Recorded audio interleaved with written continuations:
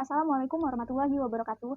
Tabiun. Perkenalkan, nama saya Siti Romelah, NPM 210001015, Fakultas Ilmu Sosial dan Ilmu Politik, Prodi D3 Administrasi Perkantoran. Di sini, saya dari kelompok 8 mengerjakan UAS, mata kuliah manajemen perkantoran, dengan judul Peran dan Kewajiban Manajer Kantor. Pengertian dari peran dan kewajiban manajer kantor itu apa sih?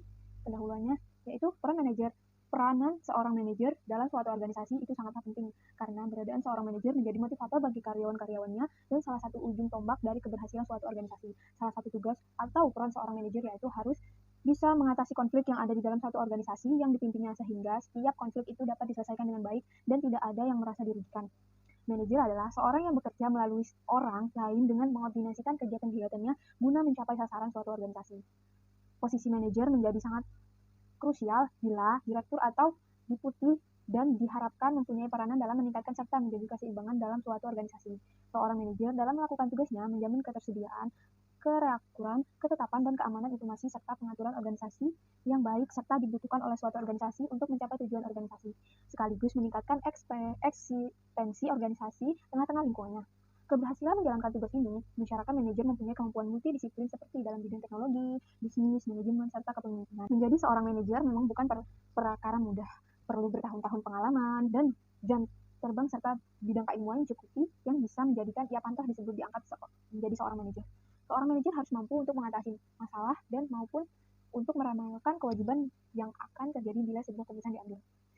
Namun, tidak semua manajer itu bekerja selayaknya seorang manajer. Ada manajer yang hanya bisa menyuruh-nyuruh dan tidak bisa dikoreksi apabila dia salah dan tidak mau dikritik, padahal pemimpin yang baik adalah pemimpin yang mau mendengarkan keluhan dari bawahannya. Pengertian manajer itu sendiri yaitu manajer adalah orang yang menjadi tampuk memimpin suatu jabatan tertentu dari satu organisasi untuk membuat keputusan dan mengelola para bawahannya agar menjalankan suatu tugas tertentu yang tujuan akhirnya adalah mencapai tujuan organisasi ataupun perusahaan. Sedangkan pengertian manajer menurut Robbins adalah seorang yang bekerja dengan dan melalui orang lain dengan mengordinasikan kegiatan-kegiatan pekerjaan mereka guna mencapai sarana organisasi. Tugas utama setiap manajer ataupun apapun itu sifat, bentuk, dan tujuan dari organisasi yang dipimpinnya adalah untuk memimpin. Sukses atau tidaknya suatu organisasi tentu akan sangat bergantung pada kemampuan manajer itu sendiri untuk membuat suatu keputusan yang terbaik menurut dan untuk mengelola para bawahannya agar bekerja sesuai rancangan yang telah dibuatnya. Oleh karena itu, manajer dalam memimpin membutuhkan daya untuk memimpin. Seorang manajer harus mampu menggerakkan para bawahannya. Ada 3 sebab seorang dapat menggerakkan orang lain, yaitu yang pertama, faktor influence atau pengaruh. Orang-orang yang terlibat dalam organisasi mau memberikan respon atau menuruti pemimpinnya karena pemimpinnya itu memiliki pengaruh. Pengaruh itu sendiri dapat berupa perintah, nasihat, sarana, dan sebagainya. Pemimpin harus bisa sepadan sebagai orang yang berpengaruh oleh bawahannya. Oleh karena itu, pemimpin harus bisa mempresentasikan dirinya sebagai orang yang mempengaruhi di hadapan bawahannya. Yang kedua, faktor authority atau kekuasaan. Orang organisasi akan mengikuti atau menuruti pemimpinnya karena adanya landasan kekuatan dan kekuasaan dari seorang pemimpin. Misalnya, struktur organisasi yang menjelaskan wewenang dari pemimpin sampai para karyawan, sehingga para bawahan akan mengerti wewenang dan kekuasaan pemimpin. Dengan mengetahui demikian, para bawahan akan mengetahui posisi dirinya sendiri dalam suatu organisasi. Yang ketiga, faktor power atau kekuasaan dalam dirinya. Orang mengikuti atau merespon atau pemimpin atau orang yang berpengaruh dan memiliki jabatan atau landasan untuk mempengaruhi orang lain. Ada 4 hal yang perlu diperhatikan pemimpin dalam menggerakkan atau mempengaruhi orang lain, yaitu 1. Kekuasaan memaksa. Pemimpin harus bisa memaksa bawahannya untuk mengerjakan apa yang telah ia rencanakan. Sekali pemimpin harus memberikan hukuman apabila ada bawahannya yang melanggar atau tidak sesuai harapan. Oleh karena itu, pemimpin harus tegas dalam memaksakan atau mencapai para bawahannya. Jika para bawahan telah mengetahui bahwa pemimpinnya adalah seorang yang tegas, maka tentu mereka akan takut untuk melakukan suatu pelanggaran dan tidak bekerja sesuai harapan pemimpin. Yang kedua, reward power atau kekuasaan memberikan ganjaran. Sebagai seorang pemimpin atau manajer harus dapat memberi ganjaran bila ada bawahannya yang mengagumkan dalam hal pekerjaannya. Dengan memberikan ganjaran tersebut, karyawan akan senang dan akan lebih semangat dalam bekerja. Ganjaran yang bagus akan membuat karyawan berlomba-lomba dan kuantitas pekerjaannya. 3. Legislative power, kekuasaan berdasarkan legislasi. Sebagai manajer, tanamkan pula bahwa apa yang dilakukan adalah sah atau menurut legislasi. Buat para karyawan menerima apa yang dilakukan manajer, dengan begitu mereka akan segan kepada manajer. Tentunya jika ingin para karyawan menerima apa segala yang dilakukan manajer, seorang manajer harus berbuat sesuatu sesuai norma dan atau hak dan kewajiban atau wewenang pemimpinnya. 4. Kekuasaan berdasarkan keahlian. Manajer harus memiliki berbagai keahlian dalam pekerjaan para bawahannya. Hal ini dapat menjadikan manajer sebagai pembimbing para karyawannya, sehingga karyawan dapat menjadi lebih baik dalam pekerjaannya.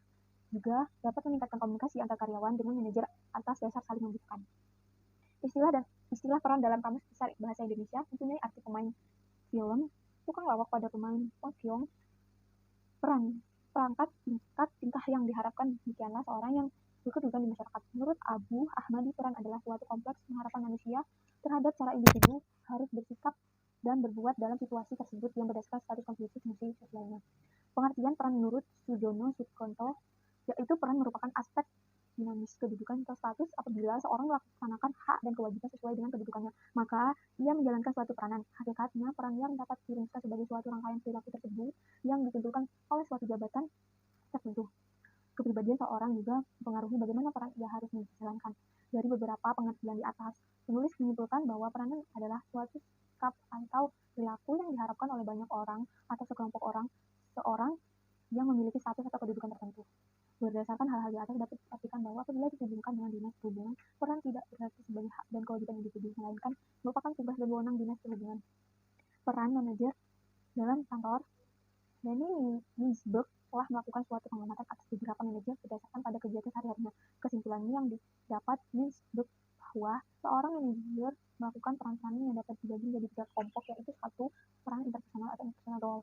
Dalam hubungan interpersonal dapat 3 peran pemimpin yang muncul secara dari otoritas formal yang memiliki pimpinan dan mencakup hubungan interpersonal dasar, yaitu A. Perannya sebagai yang dikuatkan. Karena posisinya sebagai pemimpin suatu organisasi, pemimpin harus melakukan tugas-tugas seremonial seperti menyambut tamu penting, menghadiri pernikahan anak buahnya, atau menjamu makan siang pelanggan atau kolega. Kegiatan yang berkaitan dengan peran interpersonal sering bersifat rutin tanpa adanya komunikasi atau keputusan. C. Peranan sebagai pemimpin. Seorang pemimpin bertanggung jawab atas hasil kerja orang dalam unit organisasi yang dipimpinnya. Kegiatan yang terkait itu berhubungan dengan kepemimpinan secara langsung dan tidak langsung, dan berkaitan dengan kepemimpinan secara langsung. Antara lain, menyangkut rekrutmen dan training bagi sifatnya. Sedang yang berkaitan secara tidak langsung, seorang pemimpin harus memberikan motivasi dan mendorong anak buahnya. Pengaruh pemimpin jelas terlihat pada perannya dalam memimpin. Otoritas formal memberi seorang pemimpin kekuasaan personal yang besar, tetapi kepemimpinanlah yang menentukan sejauh mana potensi tersebut dapat direalisasikan. Ini peran sebagai penghubung.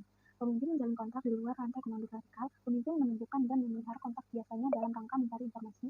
Akibat peran sebagai penghubung sering secara khusus diperuntukkan bagi pengembangan sistem informasi eksternalnya sendiri yang bersifat informal, bersifat verbal dan tapi efektif. Kedua, peran informasional. Dikarenakan kontrak interpersonal baik dengan anak buahnya maupun dengan jaringan kontrak yang lain, secara pemimpin muncul sebagai pusat saraf bagi unit organisasinya. Pemimpin bisa saja tidak tahu segala hal, tapi setidaknya tahu lebih banyak daripada stafnya.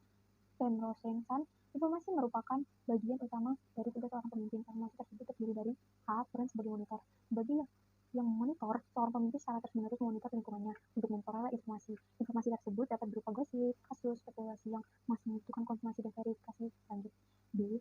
Peran sebagai disseminator. Sebagai besar, informasi yang diperoleh pemimpin harus dimanfaatkan bersama dan distribusikan kepada anak buah yang membutuhkan. Di samping itu, ketika anak buah tidak bisa saling kontrak dengan mudah, pemimpinlah yang kadang-kadang harus meneruskan informasi dari orang anak buah satu pada yang lain.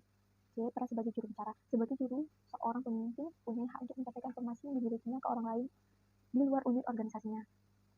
3. Peran pengambilan keputusan. Informasi yang diperoleh oleh pemimpin bukanlah tujuan akhir, tetapi merupakan masukan dasar bagi pengambilan keputusan. Berkaitan dengan peran pemimpin sebagai pengambil keputusan, terdapat 4 peran pemimpin, yaitu A. Peran sebagai wirausaha. Pemimpin harus berupaya untuk selalu memperbaiki kinerja unitnya dan beradaptasi dengan perubahan lingkungan di mana organisasi tersebut eksis. Miliki juga harus mencari ide baru dan berupaya menerapkan ide tersebut jika dianggap baik pengembangan organisasi yang dipimpin. B. Peran sebagai pengendalian gangguan. Pemimpin harus bisa sukarela sebagai agenda pembaharuan, sementara dari pihak lain sebagai pengendalian gangguan motor. Keharusan pemimpin untuk merespon tekanan yang dihadapi organisasinya. Di sini, perubahan merupakan suatu di luar kendali pemimpin, diharuskan bertindak karena adanya situasi yang kuat sehingga tidak dapat diberikan. C. Peran sebagai pengawas berdaya. Di sini letak tanggung jawab memutuskan siapa yang akan menerima apa dalam unit organisasi. Pemimpin juga bertugas untuk mendesain organisasi, pola hubungan formal, bagian kerja dan kondisi dalam unit yang dipimpin. D. Peran sebagai negosiator. Negosiator merupakan way of life dari seorang pemimpin yang canggih. Negosiasi merupakan kewajiban seorang pemimpin, mungkin rutin tapi tidak boleh dihindari. Negosiasi merupakan bagian integral tugas pemimpin. Karenanya, dia yang memiliki otoritas untuk bisa memberikan komitmen sumber daya organisasi. Kewajiban-kewajiban seorang manajer dalam sebuah organisasi atau perusahaan yaitu: 1. Memimpin organisasi atau perusahaan. 2. Mengendalikan dan mengatur organisasi atau perusahaan. Yang ketiga, membangun kepercayaan antar karyawan. Yang keempat, mengembangkan kualitas organisasi atau perusahaan. Yang kelima, mengevaluasi aktivitas organisasi atau perusahaan. Yang keenam, menjadikan problem solver bagi permasalahan organisasi atau perusahaan. Yang ketujuh, mencapai tujuan organisasi atau perusahaan bersama dengan para karyawan yang dipimpin. Yang kedelapan, bertanggung jawab terhadap proses manajemen secara keseluruhan. Tugas dan kewajiban manajer dalam organisasi atau perusahaan yaitu untuk mewujudkan agar tujuan organisasi itu bisa mencapai secara efektif dan efisien dengan menggunakan kegiatan manajemen secara fungsional dan operasional. Jadi kesimpulannya yaitu, manajer adalah seorang yang bertugas untuk mengelola para karyawan atau para bawahan untuk mengerjakan suatu pekerjaan kantor untuk mencapai suatu cita-cita perusahaan. Manajer dalam pekerjaannya sangat berhubungan dengan orang-orang, oleh karena itu mereka sangat membutuhkan kekuatan para karyawan. Kualifikasi seorang manajer harus memiliki jiwa sosial yang tinggi.